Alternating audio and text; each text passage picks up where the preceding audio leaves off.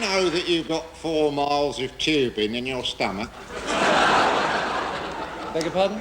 I said, did you know that you've got 4 miles of tubing in your stomach? No, I didn't know that, no. It's a good thing I'm here then, isn't it? You've got 4 miles of tubing in your stomach, all coiled up very tightly. It has to be coiled up very tightly, otherwise the people in charge would never be able to cram it all in. Of course, it's not any old tubing they use. It's a specialised form of tubing they use. It's called intestines. And it folds up ever so small. And that's how they manage to cram it all in. Aren't you interested in your intestines? Not particularly. Well, you should be. You should be. Because without your intestines, you'd be unable to digest. Then you'd look a bit of a fool, wouldn't you?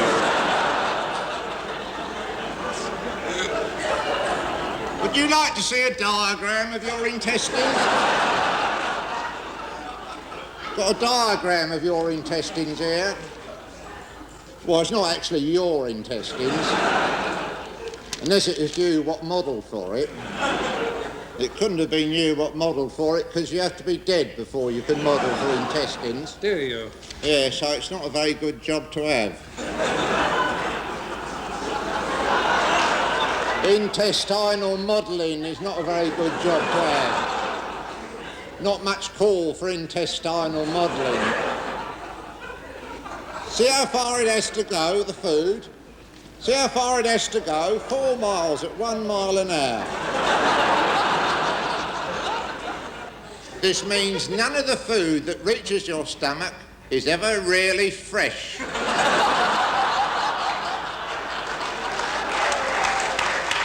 It's all at least 4 hours old.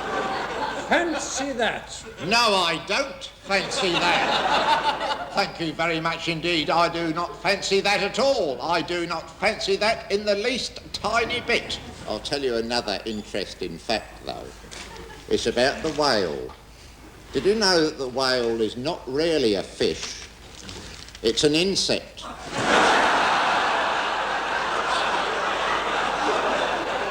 And it lives on bananas. A whale is an insect? I never heard such rubbish. I know.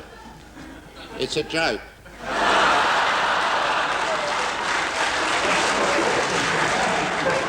I will tell you an interesting fact. It's about the grasshopper. The interesting fact about the grasshopper is its disproportionate leaping ability due to its powerful hind legs. Hop, hop, hop it goes, all over arable land. That is land what is actually tilled by Arabs. And I'll tell you the interesting fact about the Arab. The interesting fact about the Arab is he can go for a whole year. He can go for a whole year on 1 grain of rice. That's amazing, isn't it? All he needs is 1 grain of rice a year. A whole year on 1 grain of rice? No. That's the mosquito. Now, I'll get those muddled up because they're next door to each other in the dictionary. What are? Mosquito and mosques. But the interesting fact about the giraffe is this.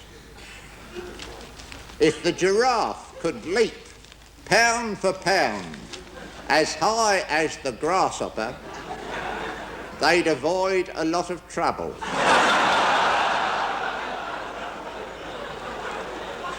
Shall I tell you something?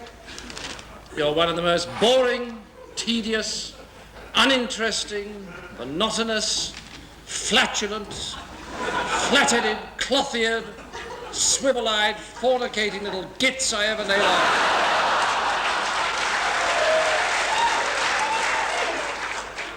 Is that a fact? Oh, very interesting.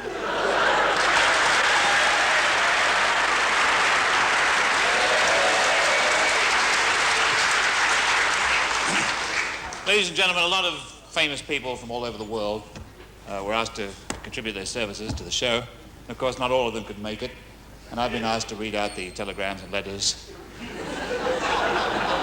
from those who couldn't come. Kate Bush couldn't make it. She sends a letter. Phew, wow.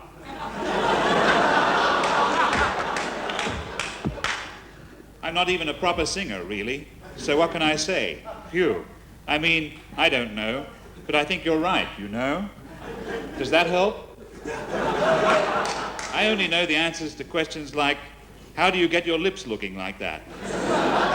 I eat jam with a wooden spoon, personally. Perhaps you can raise some money selling my new lyric about Lady Macbeth. Phew. Please find it enclosed. Do you know? Love, Kate. And her lyric about Lady Macbeth is indeed enclosed. And it goes like this. Out, damn Spot. You were supposed to be a faithful dog, but you're not. Mozart. Couldn't make it. He sent us a letter. Best wishes for your brave attempt to help the victims of oppression. For your brave attempt to help the victims of oppression, best wishes. Your brave attempt, best wishes. Best wishes, brave attempt. The victims of oppression. To help.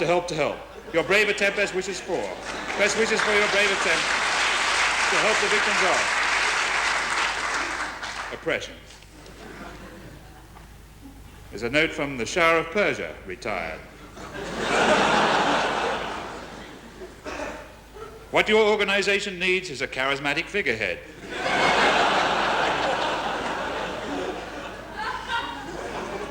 Someone who can command unquestioning obedience. I won't make the same mistake as I did last time. It's no use employing psychopathically cruel secret police who leave a lot of burned and mangled bodies lying around.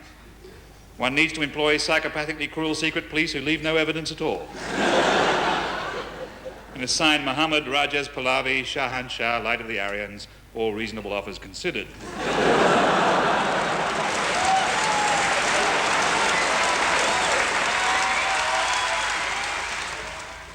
Charles. Yes, Penelope. There's something I've got to tell you. Yes, dear. I've tried to put it off, hoping against hope that I was wrong. But I've been to the doctor and had all the tests and everything, and there can be no possible doubt about it any longer. I'm going to have a baby. For goodness sake, Penelope, how many times do I have to tell you? It's not a baby, it's a balloon. Charles, it is a baby. It's a balloon, Penelope. It's a baby, darling. It's a balloon, Penelope. It's a baby. It's a balloon. Prick.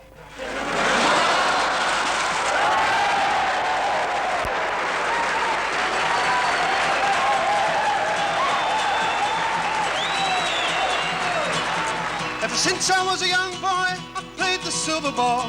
From Soho down to Brighton, I must have played them all. I've never seen anything like him in any amusement hall. That deaf, dumb, and blind kid sure plays a mean pinball.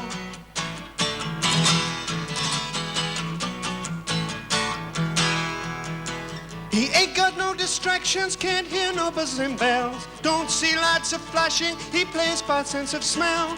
Always gets a replay, never tilts at all. That deaf, dumb, and blind kid sure plays a mean pinball.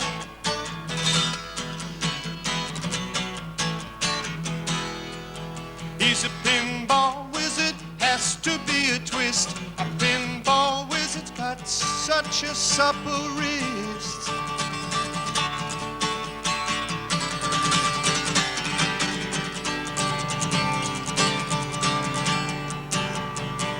How do you think he does it? What makes him so good? Even on my favorite table, he can beat my best. His disciples lead him in, he just does the rest. got crazy flipper fingers, I've never seen him fall. That deaf, dumb, and blind kid sure plays a mean pinball.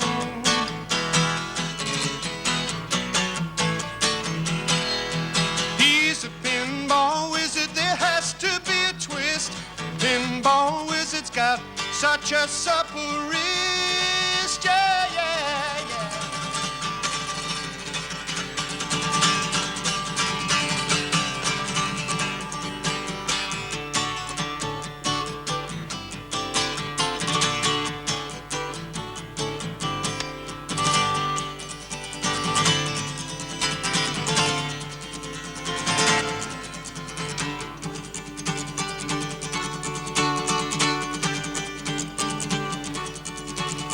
Even on my favorite table, he can't beat my best. His disciples lead him in, and he just does the rest. Got crazy flipper fingers, never seen him fall. That deaf, dumb, and blind kid, yeah, yeah. He sure plays a mean pinball.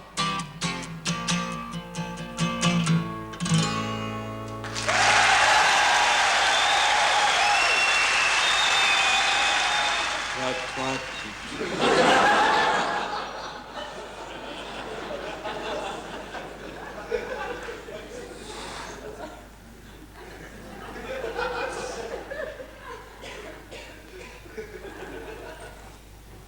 Ainsley.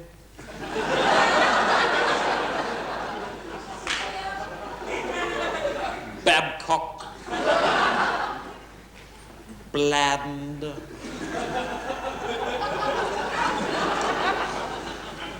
Cart horse.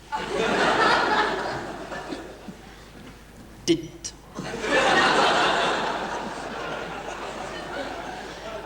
Ellsworth Beast Major.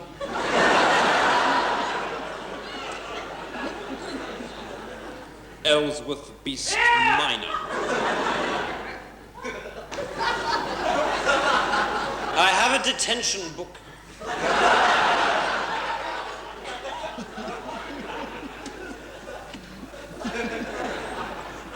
Hemoglobin.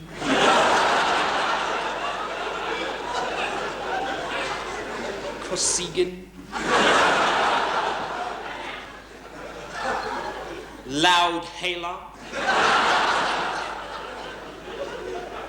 Mattock. Nancy Boy Potter.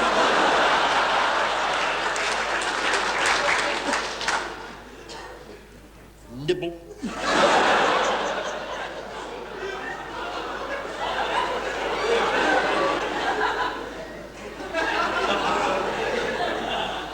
Orifice.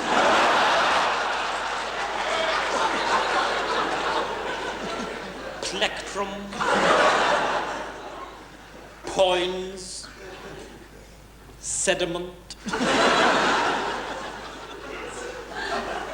Soda. Ta.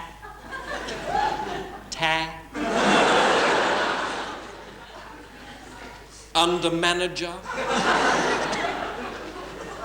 Zob.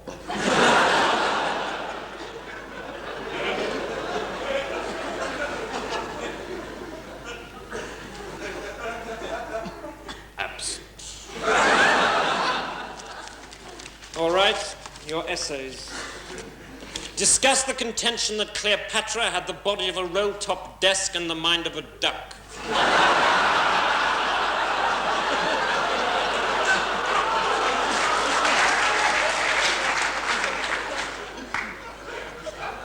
Oxford and Cambridge Board, O-level paper, 1976.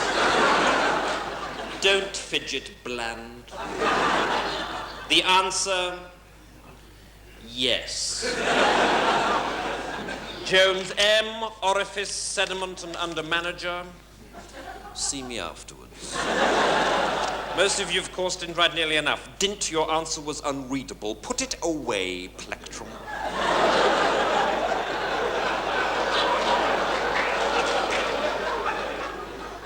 If I see it once more, this period plectrum, I shall have to tweak you.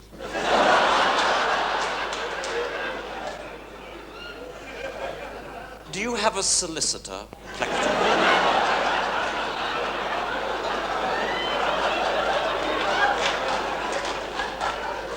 You're lying, Plectrum, so I shall tweak you anyway.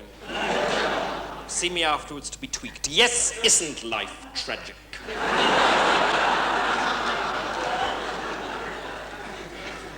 Don't sulk, boy, for God's sake. Has Matron seen those boils?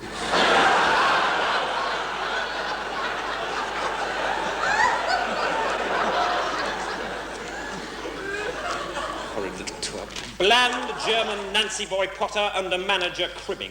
Under manager answer upside down. Do you do it deliberately under manager? You're a moron under manager, what are you?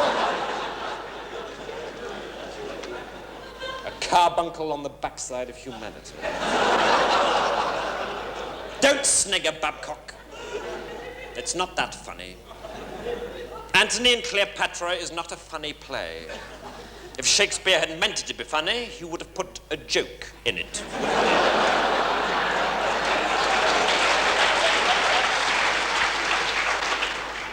There is no joke in Antony and Cleopatra. Does anyone know a Shakespearean joke? Nibble? Nibble! Leave orifice alone.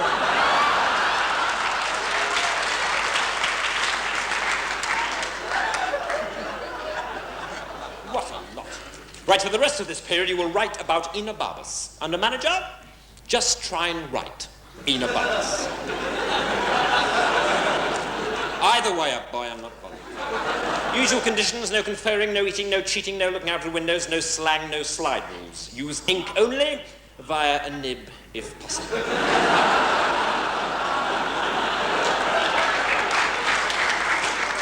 You may use dividers, but not on each other. Kosygin, you're in charge.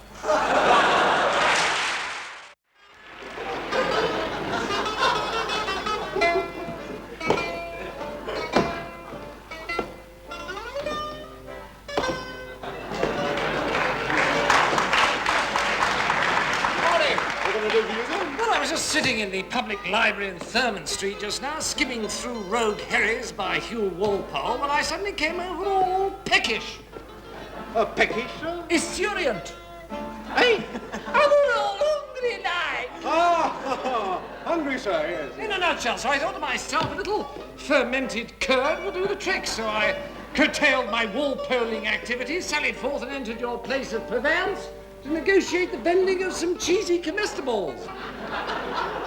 Come again? I want to buy some cheese. Oh, sorry. I thought you would come to complain about the bouzouki player, sir. Oh, heaven forbid. No, I'm one who delights in all manifestations of the Terpsichorean muse. Oh. No, then, my good man. Some cheese, if you please. Oh, yes, sir. What would you like? How about a little red Leicester? I'm afraid we're fresh out of Red Leicester, sir. Never mind. How are you on Tilsit? Oh, never have it at the end of the week, sir. Always get it fresh on Monday. Tish. No matter. Well, then, stout yeoman. 4 ounces of Caffili, if you please. Oh, been expecting it for 2 weeks, sir. It's been on order. Expecting it today, sir. Oh, it's not my lucky day, is it? Bel Paese? No, sir, sorry.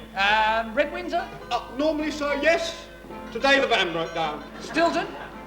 No. Gruyere? Emmental? No. A little Norwegian Jarlsberger, perhaps? No. No. No. Lipton? No. Lancashire? No. White Stilton? No. Danish Blue? No. Double Gloucester? No. Leicester? No. Dorset Blue Vinny?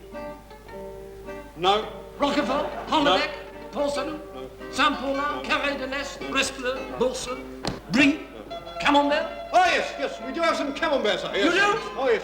Excellent. It's a bit runny, sir. Oh, I like it, Ronnie. Actually, it's very runny, sir. No matter, fetch hither le camembert de la belle France. I think it's much more runny than you like it, sir. I don't care how fucking runny it is. Hand it over with all speed. Yes, sir, certainly, sir. Oh! What now? The cat's eaten it. Has it? She, sir. Edam? No. Gouda? No. Casemas? No. Smoked Austrian cheese?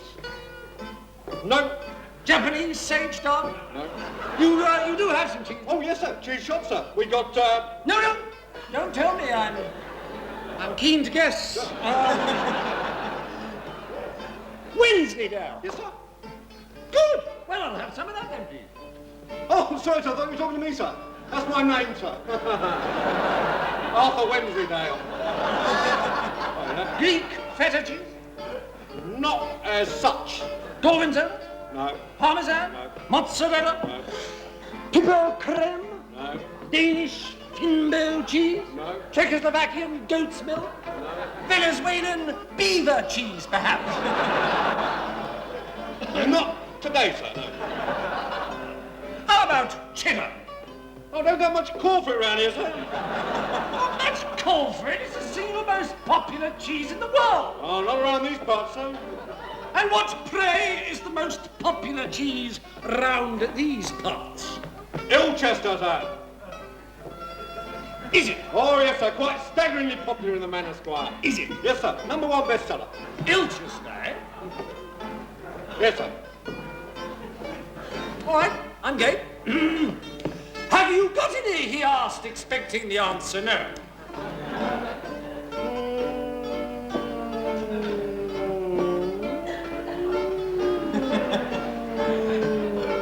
No. Not much of a cheese shop, is it? Really? Finest in the district, sir. Explain, pray, the logic underlying that conclusion. Well, it's so clean. Well, it's certainly uncontaminated by cheese. You haven't asked me about Limburger, sir. Is it worth it? Could be. Very well. Do you? Will you stop that bloody nonsense?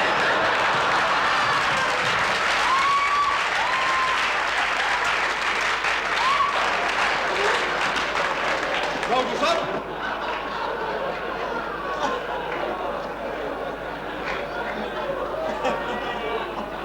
Have you got any Limburger? No. No, that figures. Should have seen that one coming, shouldn't I? Tell me, do you have any cheese here? Yes, sir. You do? None? No, not a scrap. Now, I'm going to ask you again. And if you tell me that you don't have any cheese here at all, I'm going to kill you.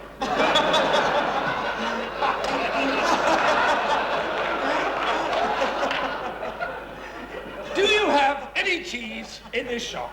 No. What a senseless waste of human life. Thank you.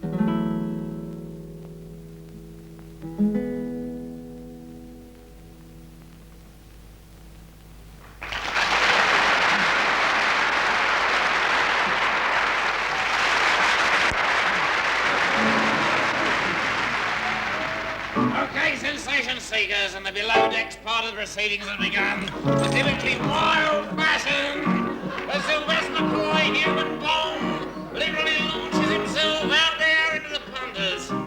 What's first on the agenda tonight, McCoy? The Indian shirt trick. Good. Here we are, Sylvester McCoy.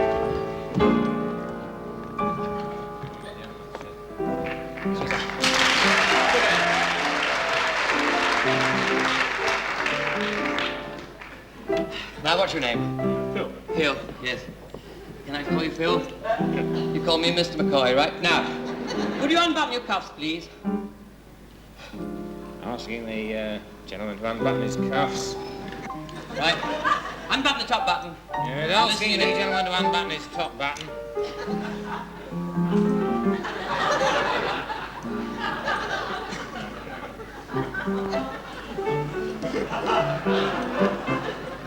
Music maestro, please.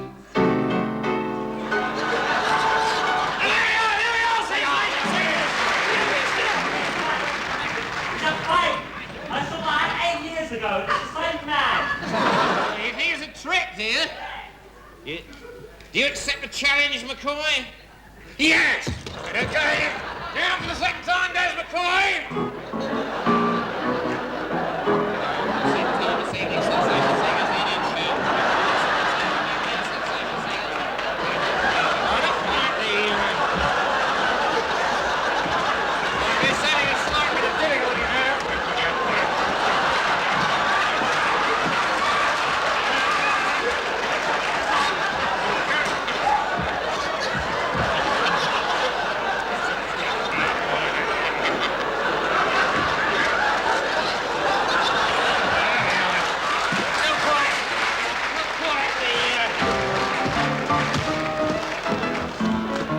The success of the first time, but here we are. Hey, So that's the Indian shirt trick. Here you are, a small person here. Just handed me a 4-inch nail. Right, the sensation seeker down there to examine that nail. That's right, nails, gentlemen. 4 inch. That's right. 4-inch nail. Dettle. Don't need it.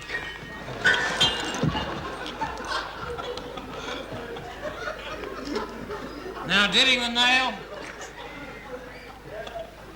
in the dental, wiping off the excess. Excess. On a bit of That's what this act's about. toilet. Now handing the 4-inch nail to McCoy. Hammer.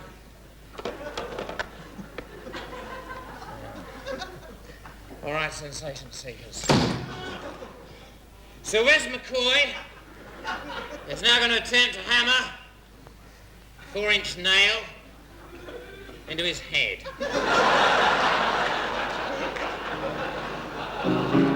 Have complete quiet, please. Right, the nail is now entering that puddingy bit. You listen carefully, you'll hear a slight crack as it enters the bone.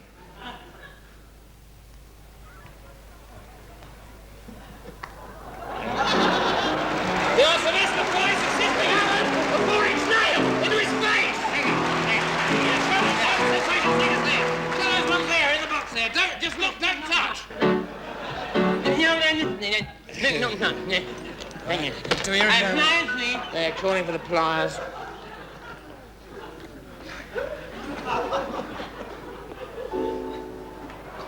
Now we're drawing the nail.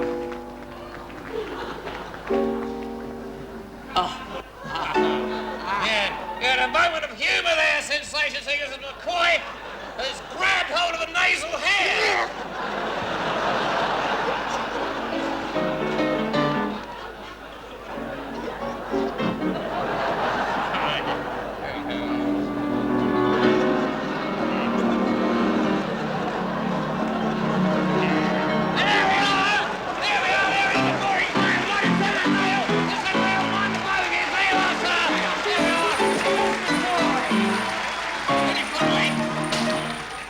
Steel chain. Pair of Metropolitan Police handcuffs. Sylvester McCoy.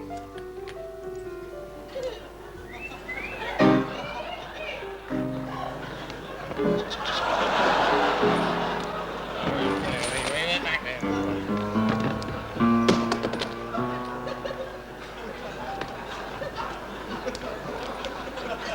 chain him up there. Chain him up there, David. See ya? Chaining him up here in the Metropolitan Police handcuffs. David Rappaport! As a brother. Not the smallest man in the world, but fucking close. Marcel here has bolted a fork to the front of the train. McCoy here bound in a 20-foot length of steel chain, an Avis padlock. We're going to allow McCoy 3 revolutions of the train, then the signals will go, Marcel will throw the points, and that train plus fork will go hurtling into the heart of McCoy. There your test run. Let me take it back there, Marcel. All right, on the whistle. Okay, sensation seekers. 3 revolutions on the whistle.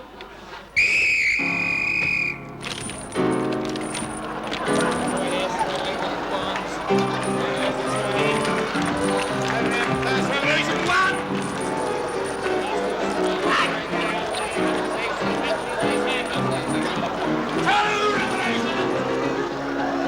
There we go, revolution number 3. The signal's gone, the points are blown, and down it comes with the points to let your man go.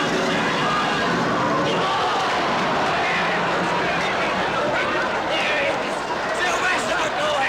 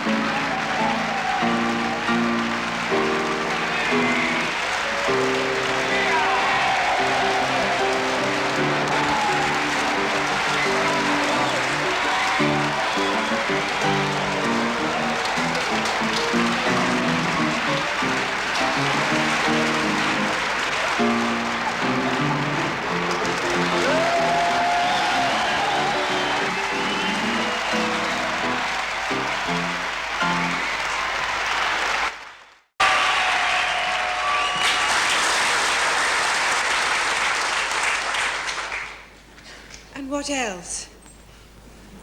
Well, I've been guilty of the sin of anger. I shouted at the children several times during the past week, as thou hast of course seen with thy all-seeing eye, and no doubt heard with thy all-hearing ear. And then again, I've committed malice on a number of occasions. I was definitely trying to hurt my sister's feelings that time. I mean on Tuesday. When my sister... this is my younger sister, Janice, I'm talking about, the one who lives just outside Watford. Well, of course, thou knowest which sister I mean. I always forget that with thy all-knowing mind, thou knowest perfectly well what I mean, far better than I do, in fact. Anyway, I was only went to see her on Tuesday, my sister, because I was over in that direction anyway, visiting Mother in the nursing home, which, as thou knowest, I try to do at least once a week. I mean, not that I want to boast about it or anything. It's the very least I can do. I feel terrible about not having her at home, as thou knowest. Or was I just slipping that into the conversation like that to make thee think better of me? Well, thou knowest whether I was or not, and...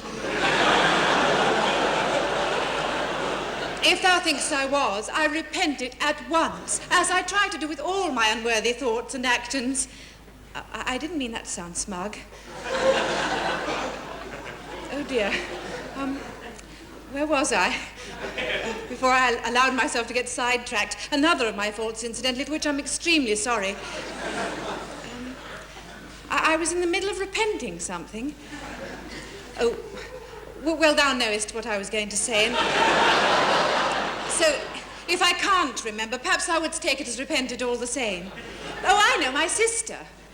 Yes. when she started going on about Mother and Mrs. Weems, who, as thou knowest, runs the nursing home, and I said, Janice, I honestly do not want to sit here and listen to you going on about that woman who has been so kind to Mother. And Janice turned round and gave me one of those looks of hers. Well, of course, thou sawest the whole incident.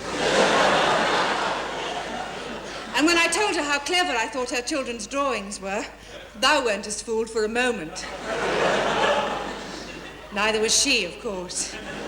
Anyway, I'm really and truly sorry about it. In fact, I've been brooding about it ever since. And that's another thing I ought to mention, the way I think about myself all the time. I mean, whenever I'm not thinking how wrong everything I do is. Does thou know what I mean? Oh, well, of course thou dost. This seems to me to be my worst sin of all. I don't know whether thou wouldst agree with this assessment. I mean, what am I doing now? I'm talking about myself. But how can I confess this sin if I don't? Wait a minute. Am I just thinking that as an excuse for not thinking perpetually about my sins? That's one of the difficulties, knowing for certain which sin it is I'm committing here. And whichever it is, I'm really and truly sorry about it. Aren't I?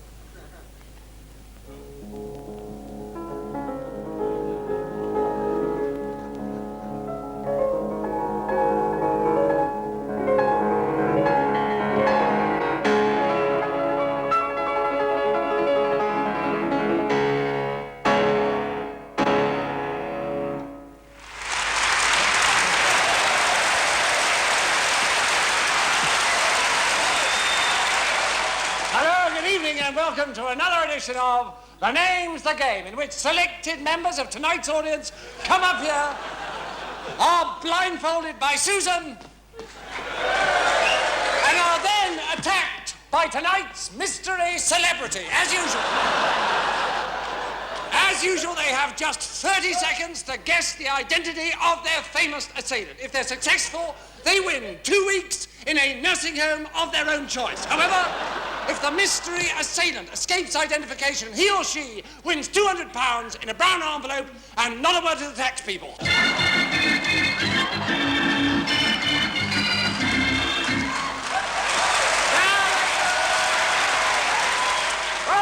let's get straight on with the fun. And could we have the first contestant, please?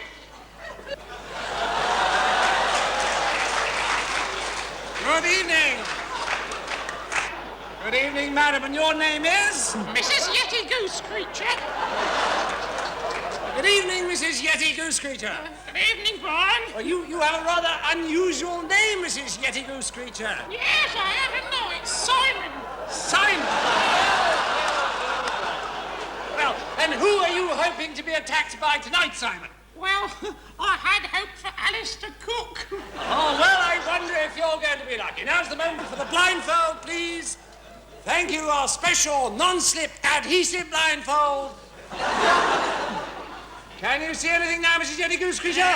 No. Good, right, now. Now's the moment we can meet tonight's mystery celebrity.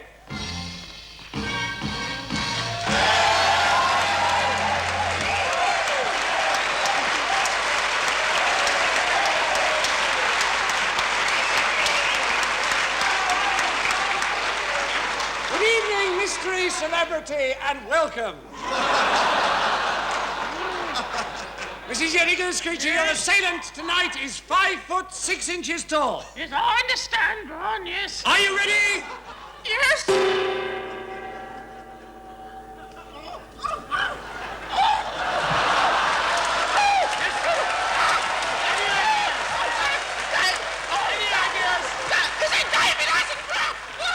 Not David Attenborough. Oh, it feels a bit like Dennis Healy. Not Dennis Healy. Tony Benn. Not Tony Benn. I know.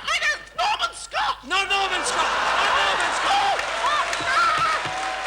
In that case, it must be Robin Day. Not Robin Day, but you're warmer. You're warmer with Robin Day. It's a well-known television celebrity. Well-known television celebrity. Sandy Gall. Not Sandy Gall, but very hot, very close. I'll give you a hint. Yes. He's female. Richard Baker. No, Richard Baker. And Richard Baker's wife. Not Richard Baker's wife. The Ripper, Andrew the Ripper. No, nearly, very near. Chrysler, Austin Morris, Anna Morris, Anna Ford.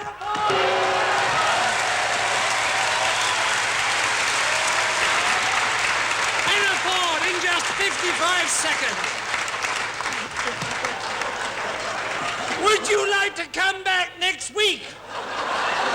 Oh, yes, please, Brian. Is it, Oh! In that case, it must be Dennis Healy. Not Dennis Healy. Politician, nearly. A well-known trade unionist. Yes, a well-known trade unionist. Sidney Wheel. Not Sidney Wheel. It feels like it could be Moss Evans. Not Moss Evans. No. Is he a moderate? Are you a moderate? No. Clive Jenkins. Yes. Clive Jenkins. 19 seconds. Well done, Mrs. Yeti Goose Creature. Would you like to come back again next week? Oh, yes, please, Brian.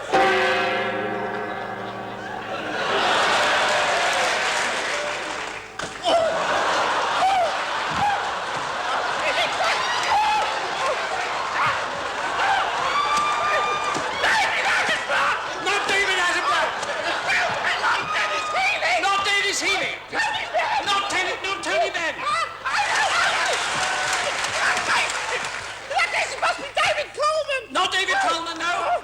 Peter West. Warmer, Peter West, warmer.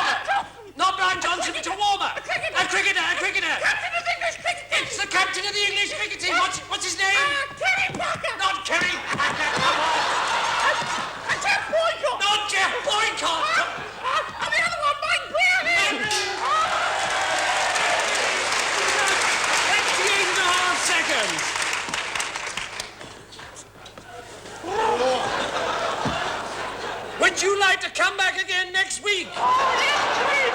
Well, that's all we have time for this evening. Our thanks for you to be with us. Our thanks to Mike Bailey for being our mystery assailant tonight. See you all again next week.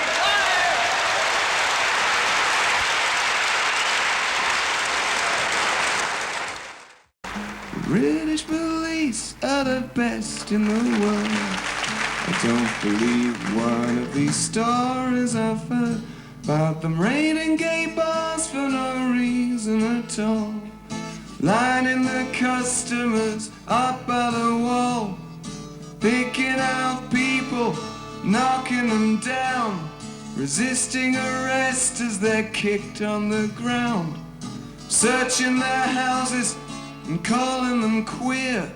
I don't believe that sort of thing happens here. You don't have to be gay to sing on this chorus, but it helps. Sing if you're glad to be gay. Sing if you're happy that way. Hey, sing if you're glad to be gay. Sing if you're happy that way. Being a lesbian's wonderful fun. You ain't fit to mother a daughter or son. There's no nudes in Gay News, our last magazine, but they still find excuses to call it obscene.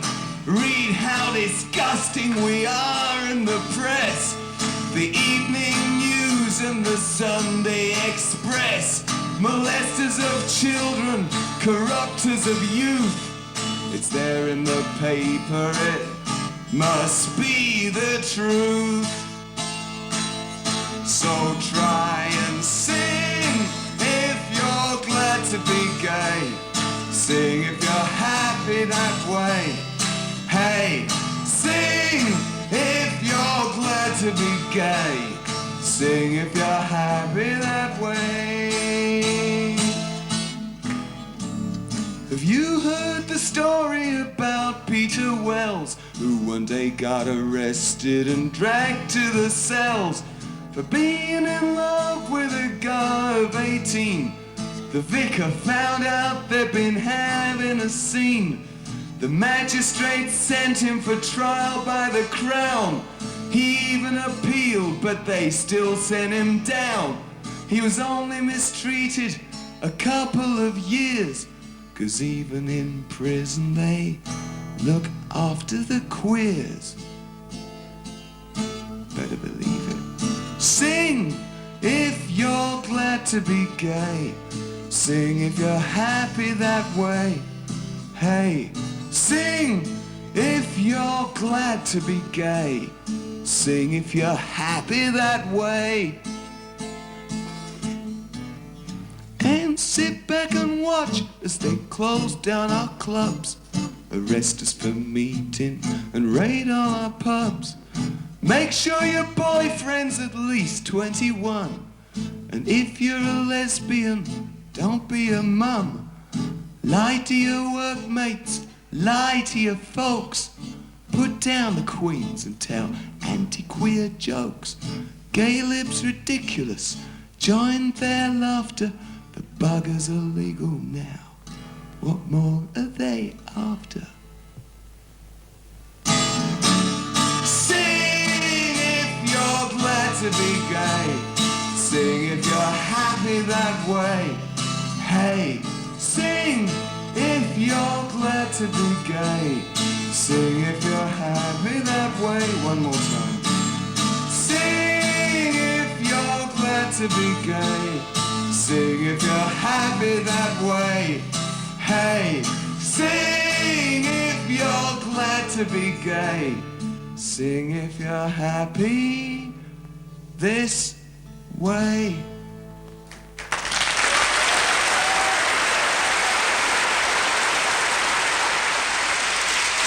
Ladies and gentlemen of the jury, it is my duty to advise you how you should vote when you retire from this court.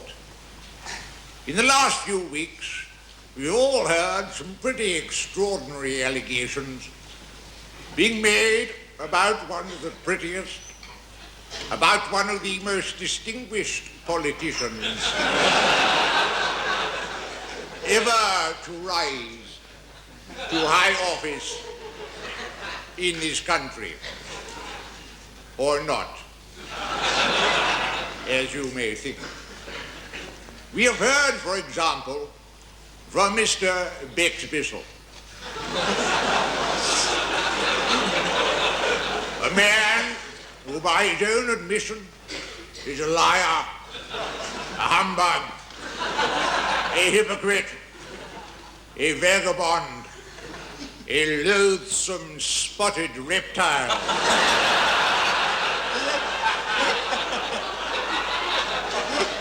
And a self-confessed chicken strangler.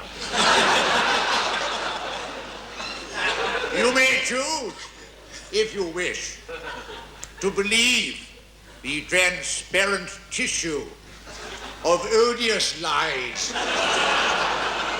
which streamed on and on from his disgusting, greedy, slavering lips.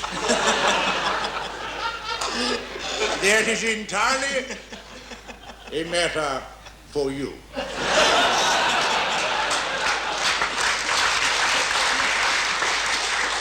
We have been forced to listen to the testimony of Mr. Norma St. John Scott.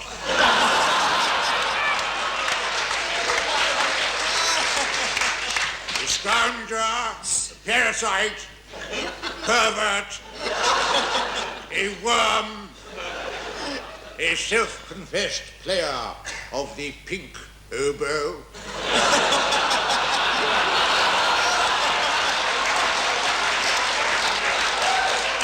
a man or woman who, by his or her own admission, chews pillows,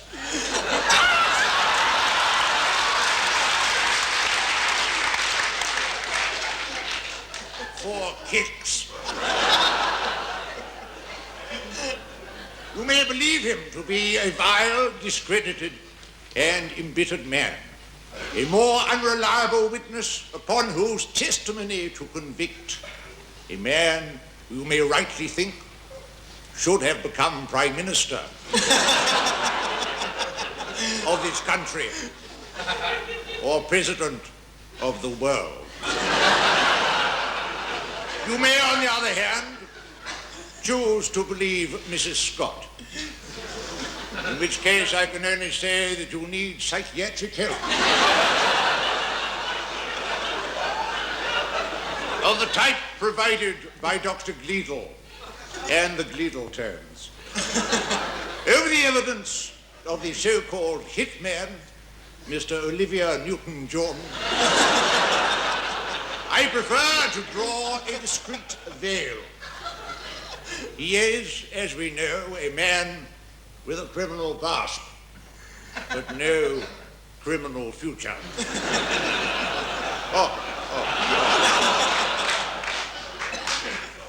He's a piece of ordure, a piece of excrement, unable to carry out a simple murder plot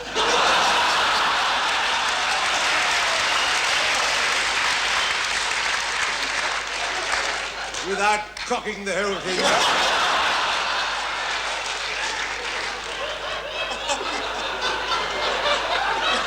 Now we turn to the evidence about the money. Now we've heard from Mr. Jack Hayward and Mr. Nadia Rickshaw, neither of whom, as far as I can gather, are complete and utter crooks. Though the latter is foreign, and is the thought, you might well think, would boil up poisonous biryanis in the middle of the night and keep you awake with his pagan limbo dancing.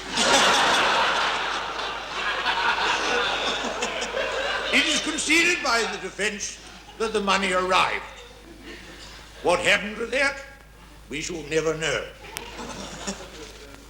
That is his affair, and it is not for us to pry. It will be a sad day for this country when a leading politician cannot spend his election expenses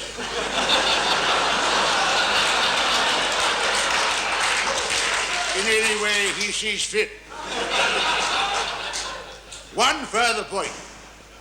You will have noticed that 3 of the defendants have chosen very wisely to exercise their inalienable right not to go into the witness box to answer a lot of impertinent questions.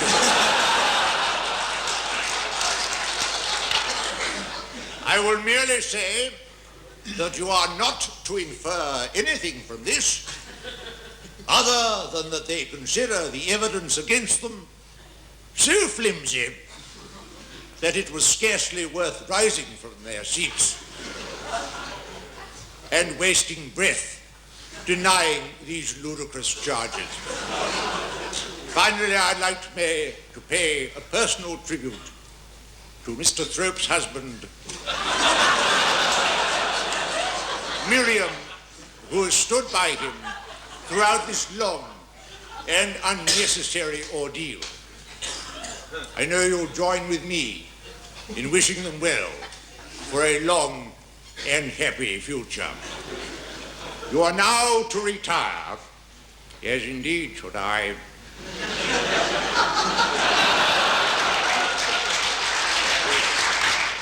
You are now to retire, carefully to consider your verdict of not guilty.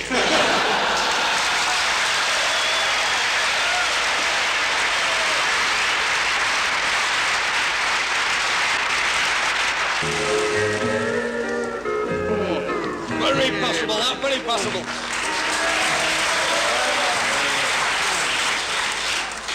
Aye, we can't beat a good glass of Chateau de Chasselet, eh, Josiah? Hey, right there, Obadiah. Who'd have thought 40 years ago we'd be sitting here drinking Chateau de Chasselet? Aye. In them days we was glad to have the price of a cup of tea. Aye, a cup of cold tea. Without milk, more sugar. Or tea.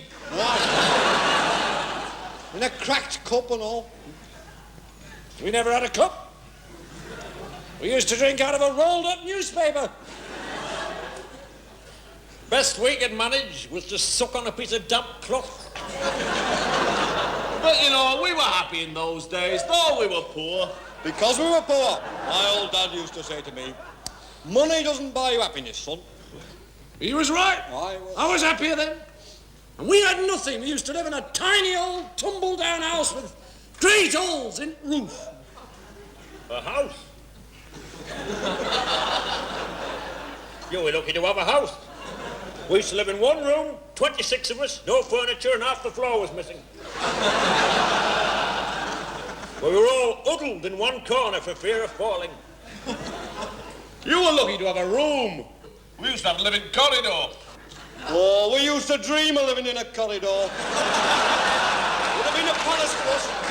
We used to live in an old water tank at a rubbish tip. Got woke up every morning by having a load of rotting fish dumped all over us. House? Well, when I say house, it were only a hole in the ground, covered by a couple of foot of torn canvas, but it were a house to us. We were evicted from our hole in the ground.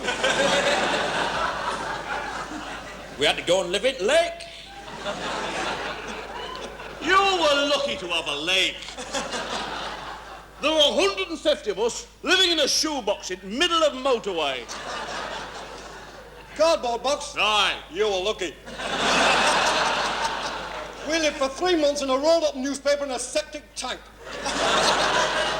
We used to have to get up at 6 in the morning, clean the newspaper, eat a crust of stale bread, go to work down the mill 14 hours a day, week in, week out, for 6 a month. And when we got home, our dad would thrash us to sleep with his belt. Luxury. We used to have to get out the lake at 3 a.m., clean the lake, eat a handful of hot gravel, work 20 hours a day at mill for 2 a month, come home, And Dad would beat us about the head and neck with a broken bottle if we were looking. Well, of course, we had it tough. We used to have to get up out of shoebox in the middle of the night and lick the road clean with our tongues. We had half a handful of freezing cold gravel, worked 24 hours a day at mill for 4 months every 6 years, and when we got home, our Dad would slice us in two with bread knife.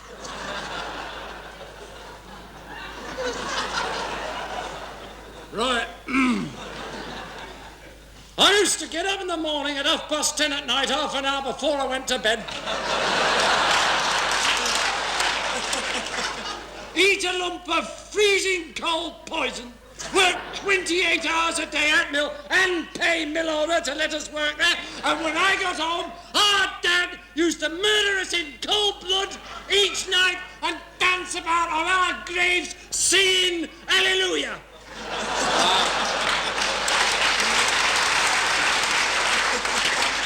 Now you try and tell the young people of today that, and they won't believe you. No.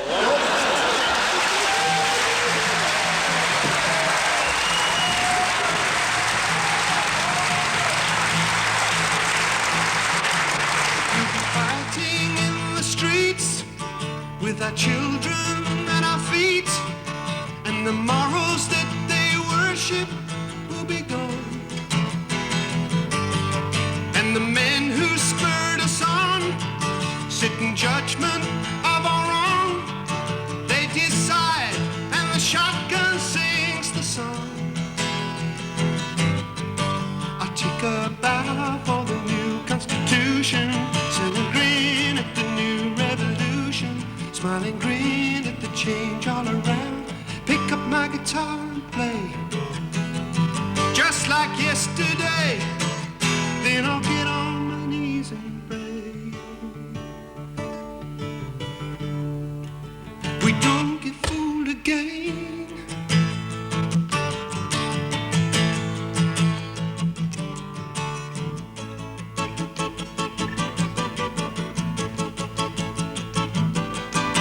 The change it had to come. We knew it all along. We were liberated from the foe, that's all. The world looks just the same. History can't be blamed, 'cause the banners were all flown in the last war. I tip my hat to the new Constitution, take a bow for the new revolution, smile and grin at the change all around. Pick up my guitar and play, just like yesterday. Then I'll get on my knees and I'll pray. We don't get fooled again.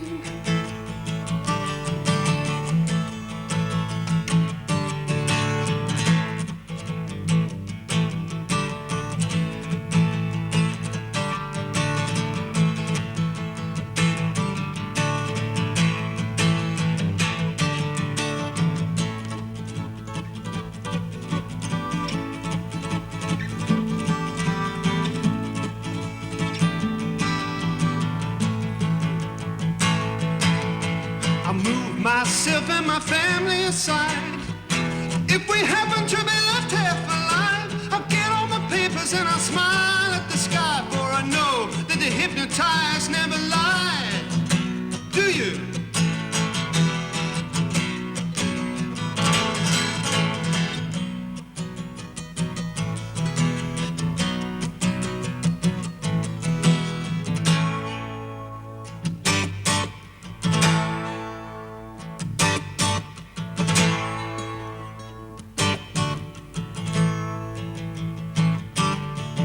There's nothing in the streets looks any different to me, and the slogans are replaced by the by,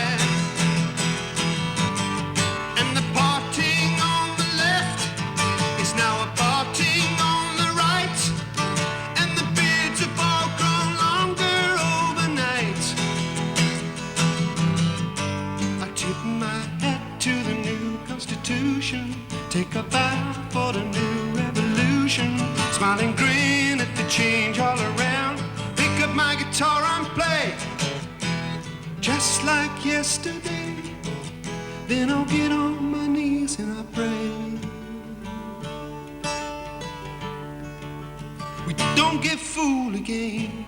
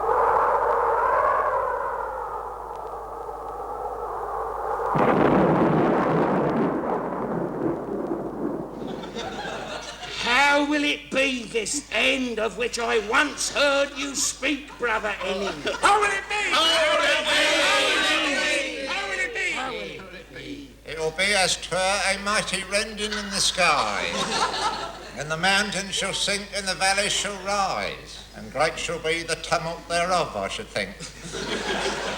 Will the veil of the temple be rent in twain?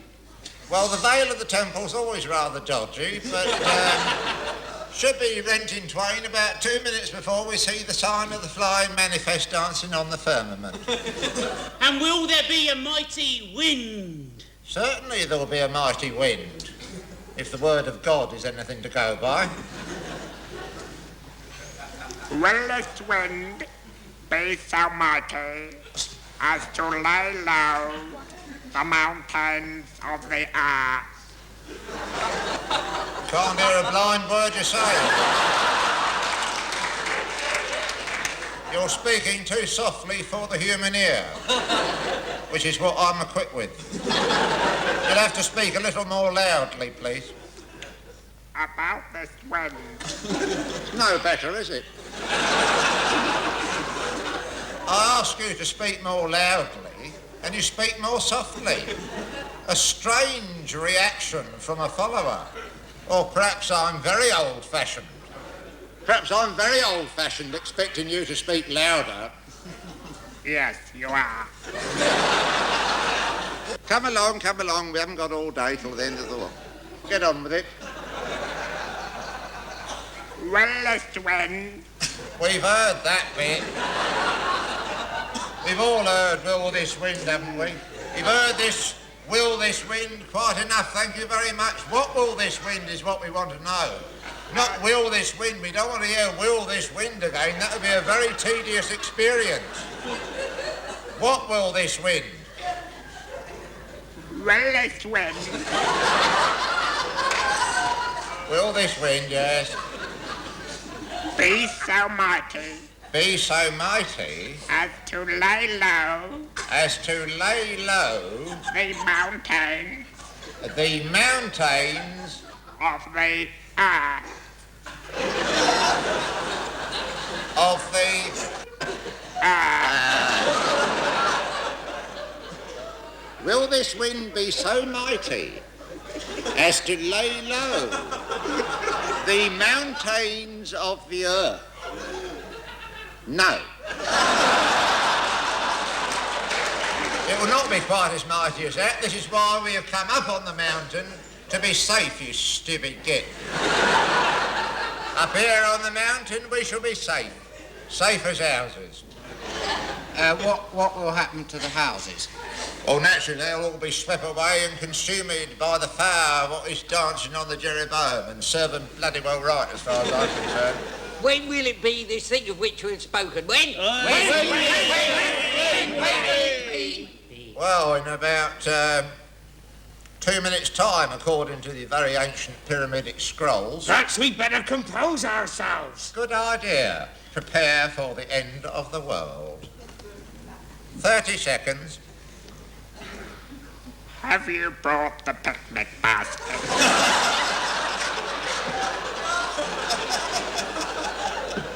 5, 4, 3, 2, 1. Now is the end. Perish the world.